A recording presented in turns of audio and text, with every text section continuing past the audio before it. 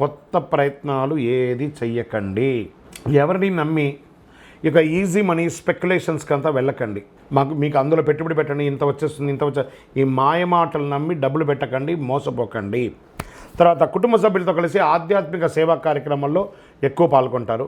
గ్రహాల అనుకూలంగా కాస్త లేనందున కుటుంబంలో తరచు గొడవలు అన్నదమ్ములకి, అక్క చెల్లెలకి, భార్యాభర్తల మధ్య, అమ్మ నాన్న, ఇల్లాస్, ప్రతి ఒక్కరితో ఏదో ఒక మిత్రుల దగ్గర కూడా కొంచెం చిన్న చిన్న గొడవలు వస్తున్నాయి.